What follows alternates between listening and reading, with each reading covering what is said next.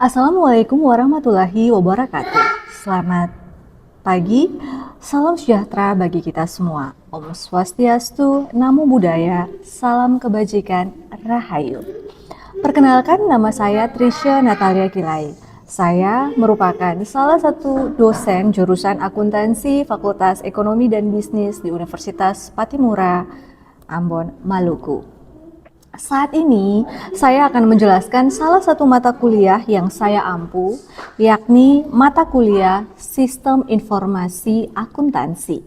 Mata kuliah Sistem Informasi Akuntansi ini merupakan mata kuliah wajib bagi mahasiswa jurusan akuntansi dengan bobot 3 SKS.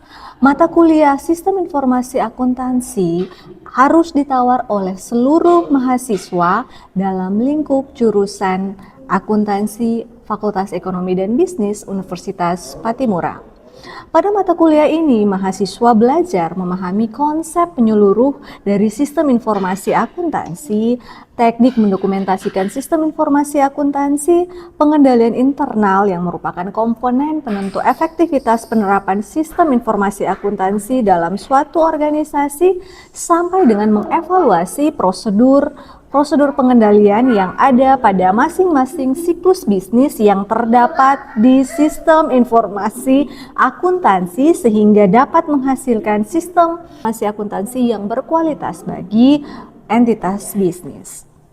Adapun capaian pembelajaran dari mata kuliah Sistem Informasi Akuntansi ini antara lain, mahasiswa mampu memahami komponen yang bersinergi dalam membentuk sistem informasi akuntansi dari sebuah entitas bisnis, dan CPMK yang kedua adalah mahasiswa mampu mendokumentasikan dan mengevaluasi sistem informasi akuntansi yang terdapat di setiap siklus bisnis dari suatu entitas bisnis, termasuk pengendalian internal yang harus dilakukan entitas bisnis berdasarkan resiko yang dihadapi.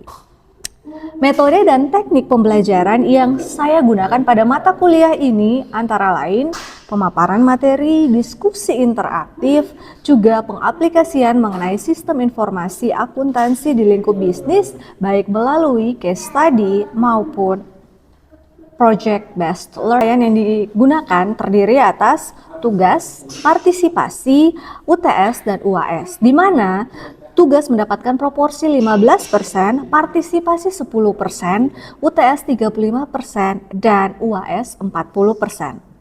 Hasil penilaian akan disampaikan kepada mahasiswa secara transparan melalui penginputan di website Siakat Unpati. Berikut ini saya akan menampilkan video pembelajaran di kelas yang merupakan cuplikan untuk mata kuliah Sistem Informasi Akuntansi dengan pokok bahasan database relasional. Oke. Assalamualaikum warahmatullahi wabarakatuh. Selamat siang semuanya, apa kabar? Oke. Tidak ada yang salah masuk kelas ya? Semua ada di kelas Sistem Informasi Akuntansi, benar? Oke. Kita akan mulai kuliah kita di hari ini. Mendahulunya kita akan berdoa. Saya minta satu volunteer untuk pimpin doa. Siapa yang mau pimpin doa? Joshua, silakan. Oke teman-teman, sebelum kita mulai aktivitas pembelajaran sistem informasi akuntansi kita, mari kita berdoa. Berdoa ini izinkan saya berdoa menurut keyakinan Kristen. Berdoa baik. Tuhan, dalam nama Yesus Kristus, sekarang kami ikut di kelas untuk mengikuti pelajaran dari Bapak. Dan yang kau beri kami, beri kami kekuatan, kesehatan, hikmat-Mu, supaya kami bisa belajar dan menerima pelajaran dari ini dengan baik. Berkait Bapak, kami mohon tangan Haleluya, Yesus, amin. Amin, terima kasih. Saya akan ambil absen dulu ya di Siakat. Oke, Joshua ada, Asar ada, Ridolfo ada, Kianita, Amanda, ya, oke. Sudah, hari ini kita akan masuk ke pertemuan ketiga. Bahasannya adalah tentang database relasional, ya. Untuk membuka ini, saya ingin kalian siapkan satu kertas, ya. Kemudian kalian tulis apa yang ada di dalam benak kalian ketika kalian menggunakan database. Cukup pakai satu kata, entah itu dalam bentuk idiom, ya. Jadi ada yang katakan ya, boleh, atau satu kata aja boleh. Silakan.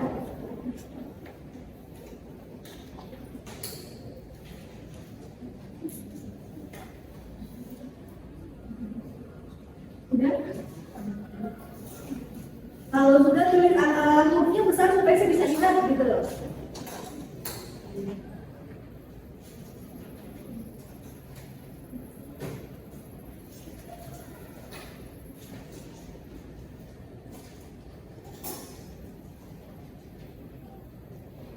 Udah?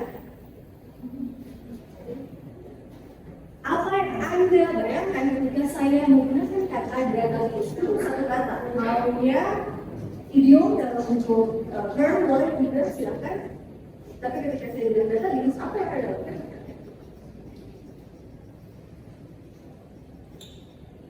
Udah?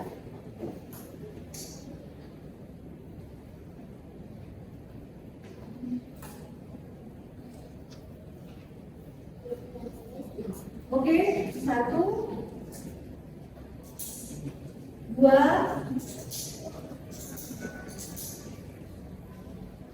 sudah semua? Sudah sini belum deh? Oke, udah. 1, 2, 3, silakan diangkat, saya mau lihat. Ada kumpulan, kumpulannya tersistematis. Oke, terpusat, sekumpulan, ada angka, ada kumpulan, ada tabel, ada seperangkat data. Oke? Ya. Penyimpanan. Nah, kata-kata kunci yang kalian gunakan, berarti ini sudah baca buku, ya kan? Karena nanti kalian bisa dapat di siakat. Berarti sudah pada baca siakat semua nih ya. Nah, sebelum kita masuk ke database itu seperti apa? Intinya adalah di hari ini kita bahas ada CPNK 1. Kita masih di CPNK 1 karena masih di pertemuan ketiga. CPNK 1-nya itu memahami segala komponen yang bersinergi dalam bentuk sistem informasi akuntansi, dan sub CPNK 1 yang kita bahas di hari ini tentang konseptual sistem informasi akuntansi. Jadi dia di pertemuan ini masih bahas secara konsep. Nanti di pertemuan setelah UTS baru lebih secara praktik kita buat gimana sih cara membuat sistem informasi akuntansi seperti itu. Nah, salah satu konseptual yang harus diperhatikan adalah terkait dengan database itu sendiri. Ya, nah yang tadi kalian kasih dia punya kata-kata, ada yang ada kumpulan, ada data, ada terpusat, semuanya kata-kata kalian itu dia tergambar di definisi database itu sendiri. Ya, database, data dan base. Database itu adalah pusat, ya kan? Berarti semuanya itu terpusat, datanya itu terpusat seperti itu, ya kan? Seperangkat koordinasi beberapa file data terpusat yang saling berhubungan, ada yang disimpan juga ya, disimpan dengan sedikit mungkin kelebihan data. Jadi kalau sudah pakai database, tidak lagi tuh, oh iya, file yang sama, ternyata data di dalamnya kita ambil seperti itu. Kalau sudah menggunakan database, di sini ada yang paling sering pas kerja tugas gitu ya. Anggaplah kalau misalnya tugasnya ada revisi gitu kan, ditulis tugas 1, oke. Masih ada perubahan lagi, tugas 1 fix, ya kan? Kemudian tugas 1 fix banget, ya kan? Nah, filenya berbeda-beda. Kalau berbicara mengenai database, berarti dia sudah terpusat semua, tidak ada lagi yang namanya pengulangan data. Pengulangan data nanti kan akhirnya kita nggak tahu nih, oh iya yang paling terakhir apa, gitu kan? Nah, makanya kita belajar mengenai database. Di sini ada beberapa file itu kan, ada 5 file itu tersusun di dalam satu basis data. Akhirnya walaupun kita menggunakan device yang berbeda-beda, orang yang berbeda-beda, kita masih bisa akses seperti itu, ya. Nah, ini adalah contoh ya, kalau masih basis yang tradisional ya. Kalau database itu dia sudah komputerisasi ya, dia menggunakan yang tradisional. Kalau yang tradisional contohnya kalian lihat di sini, contohnya itu adalah PTS. Kita anggaplah dia PTS ya. Di situ dia punya berapa pelanggan? 1000. Ada 1000 pelanggan ya. Ternyata dia pakai 3 sistem yang terpisah ya. Dia nanti catat program penjualan di file sendiri, ya kan?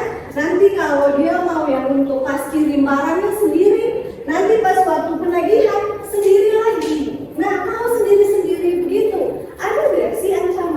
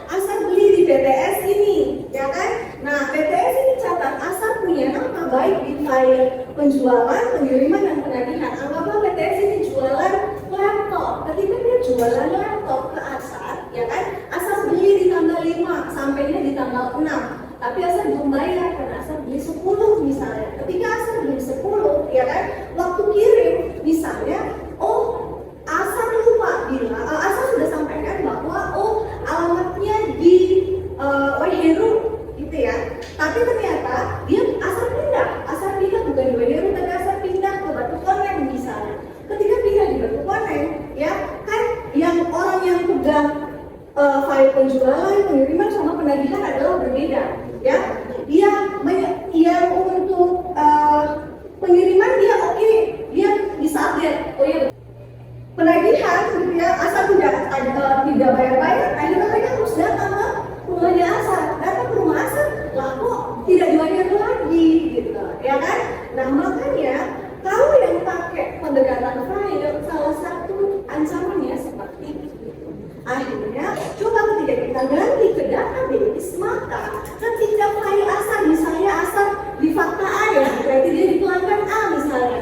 Ketika dia di pelanggan A sudah diganti alamatnya, berarti pasti di tiga-tiga itu mau program penjualan, pengiriman maupun penagihan pasti langsung akan terupdate. Jadi walaupun memang orangnya tadi 3 orang berbeda kan ya, tapi karena sudah ada satu master file-nya, berarti dia langsung diupdate secara bersama-sama keseluruhan. Ya nggak ulang satu-satu gitu ceritanya ya. Nah, sekarang kita lihat karena tadi kalau mau bilang kumpulan filenya itu, karena mau bilang kita berkumpul di dalam satu pusat yang sama, kita tuh harusnya satu frekuensi. Ya kan? Kita nggak mungkin berkumpul dengan orang yang juga satu frekuensi dengan kita, lama-lama pasti ada yang campur, betul kan? Itu harusnya ada aturan tertentu, gitu ya. Nah aturan tertentunya itu kita lihat dia ada strukturnya, hierarkinya, ya. Yang paling atas adalah database. Nah di sini ada file kan, kumpulan file ya. Nah database-nya ini kalau kalian lihat ini dia terkait dengan database apa? Kan ada file penjualan, ada konsumen, ada sales, dan ada inventory. Berarti ini terkait dengan apa? Ya, persediaan, ada lagi penjualan. Karena apa? Bukan hanya ada persediaan. Persediaan itu nanti akan digunakan untuk dijual gitu kan ya. Dijualnya ke siapa? Ke pelanggan. Makanya kita lihat di sini contohnya ada 3. Ya, ada file konsumen, ada file penjualan, dan ada file persediaan. Ya. Lalu dari file itu pasti ada data-data di dalamnya kan. Nah, ada dia punya nama tuh record. Ya, jadi untuk file itu pasti ada seperangkat nilai data yang menjelaskan atribut dari file pelanggan misalnya. Nah, misalnya yang record untuk pelanggan di situ ada berapa sampai berapa? Ada 1000 pelanggan. Ya, kemudian dari 1000 pelanggan ini untuk dapat menggambarkan satu pelanggan itu digambarkan dengan apa namanya? Di sini, ya. Kalau yang tadi recordnya adalah pelanggan, ya untuk dia pelanggan itu digambarkan dengan apa? Ya kan? Digambarkan ya dengan namanya field. Di sini ada berapa field ini? Ada 6. Jadi pelanggannya itu digambarkan dengan oh dia punya kode pelanggannya ada, gitu kan? Supaya apa? Ini sama kayak kalian punya link, ya kan? Linknya asal berbeda dengan link Joshua, ya kan? Di situ ada dia punya kode pelanggan, kemudian ada dia punya nama pelanggannya siapa gitu ya, lalu ada apa di alamat, ya kan? Kotanya di mana, negaranya apa, dan yang paling penting juga ada zip code-nya apa? Kode pos, ya kan? Karena siapa tahu kalau misalnya ternyata ini kayak tadi dia jualan laptop dan ternyata dia all around the world gitu ya, bukan hanya di Indonesia tapi di luar negeri juga kan, kode pos itu dia. Ya, ini adalah contoh saja sebenarnya. Masing-masing perusahaan dia bisa menentukan, oh dia punya field di sini dia mau isi dengan apa. Nah, sekarang saya mau tanya, kalau tadi kita bahas untuk record dan field untuk file apa? File customer atau pelanggan. Sekarang, siapa yang mau jawab untuk file sales? Dia punya record dan filmnya apa?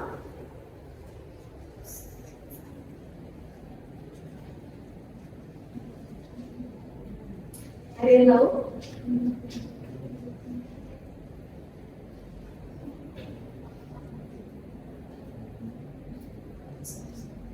Ada yang tahu? Kalau misalnya kita ya kayak yang tadi pelanggan, kalau misalnya pelanggan dia bisa diidentifikasi dengan kode pelanggan. Nah, kalau penjualan, kita jualan laptop nih, kita diberikan apa? Nanti pas waktu di kwitansi itu ada muncul apa ya, kwitansi kita beda dengan yang pelanggan yang lain dengan penjualan yang lain. Nomor resi, apa istilahnya tuh biasanya nomor kwitansi, bisa kan ya? Atau kode penjualan, oke. Yang paling sederhana bisa, ya. Jadi terserah nanti kalian mau kasih dia apa, tapi biasanya itu kita gunakan yang paling unik, ya. Dia nggak berulang, gitu. Kayak biasa kalau kalian bikin kwitansi gitu kan, dia mulai dari nomor 1, nomor 2, nomor 3 supaya gampang ngecek kan ya. Sama juga dengan di sini. Kita bisa mulai dengan tadi, misalnya bukti nomor kwitansi, ya kan, atau kode penjualan. Lalu apa lagi yang bisa menggambarkan penjualan itu? Kan datanya apa? Kalau kita jualan berarti harus ada apa nih? Ada barang. Berarti kita bisa masukkan tuh, misalnya kita kode barang. Nama barangnya apa? Kemudian ada apa lagi?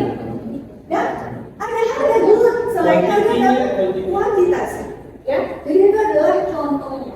Ya, jadi nanti ada yang reportnya itu adalah penjualan 1, penjualan 2, penjualan 3, misalnya gitu ya. Ada banyak banget penjualan. Ya, lalu nanti di field yang tadi kalian sebutkan. Ya, tapi nanti bisa berbeda antara satu perusahaan dengan perusahaan yang lain. Bisa jadi, oh kalau perusahaan yang ternyata dia jualannya secara kredit, berarti kan ada field lain yang bisa menggambarkan mengenai penjualan kredit tersebut. Ada perusahaan yang misalnya kayak supermarket, ya, berarti kan dia harus jualan mudah ya.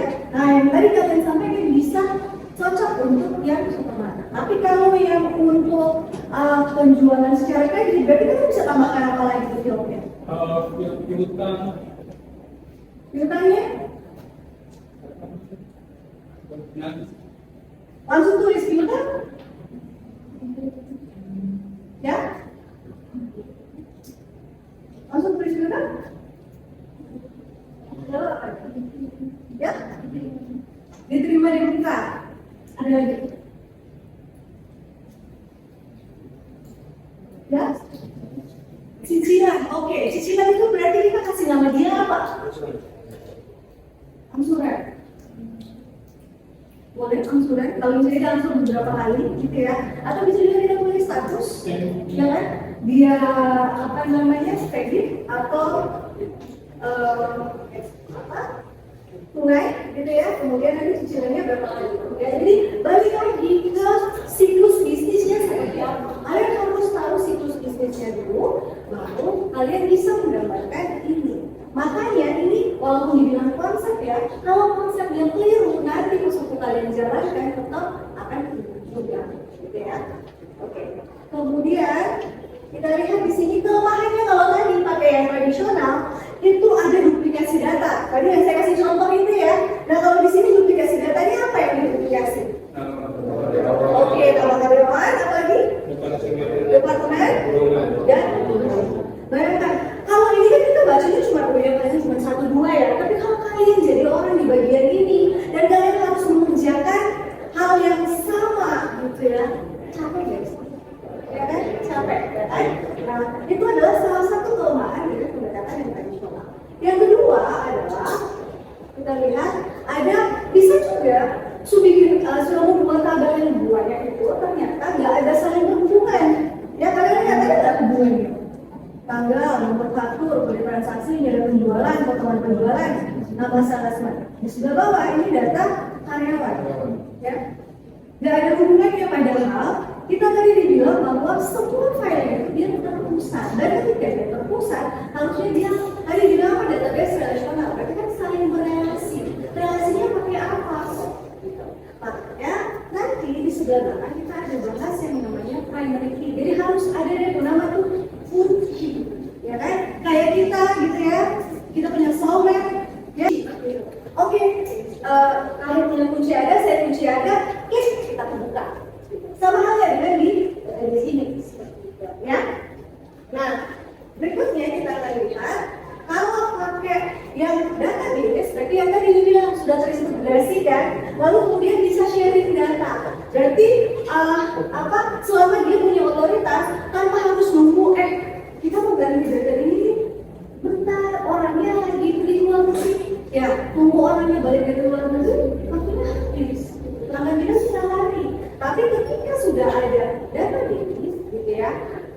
kita bisa mengakses data selama berada di dalam organisasi kita sendiri. Jadi kita nggak bisa akses semua gitu ya.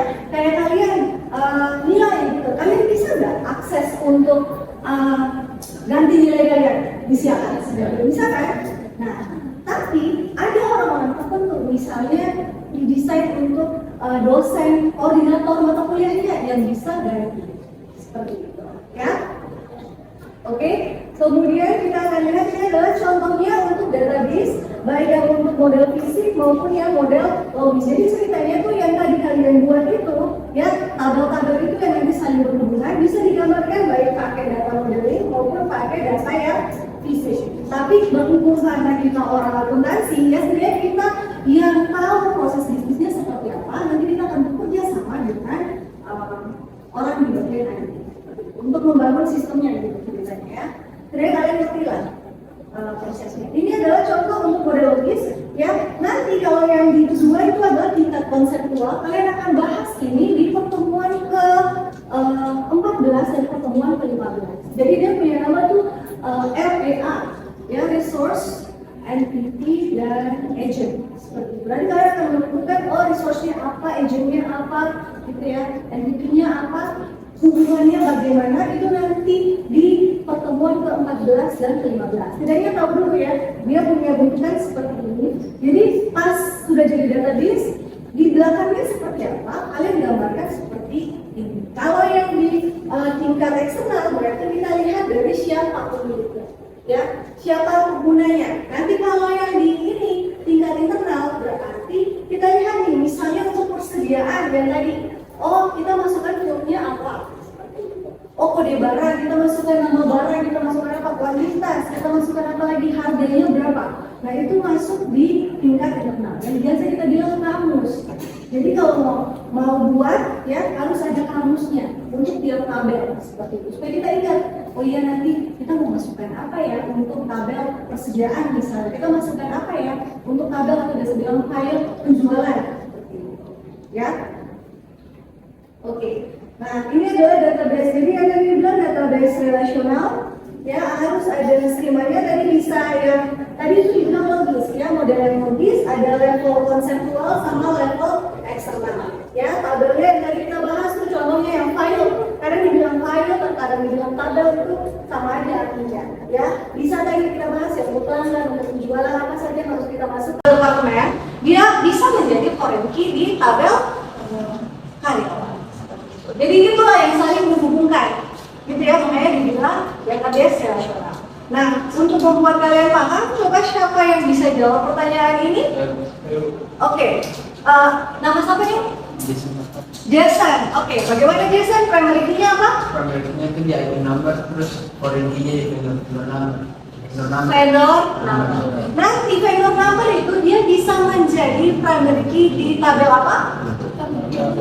Tabel vendor. Oke. Sekian kita materi hari ini. Ada pertanyaan? Oke.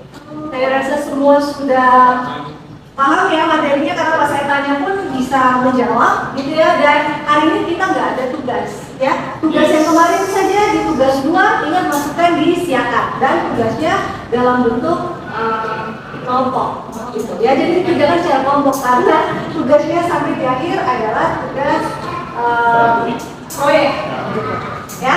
Seperti itu. Nanti materi bisa kalian dapatkan di siakan ya. Jadi intinya kalau berbicara mengenai database, berarti dia adalah kumpulan data dan harus saling terhubung, ada aturannya, gitu ya. Oke, dan untuk aturan itu berarti harus bisa dihubungkan dengan apa? Salah satunya itu tadi ada tanda-tandanya, ada proyeknya. Ya, demikian pertemuan kita di hari ini. Ya, untuk mengakhiri perkuliahan kita di hari ini, mari kita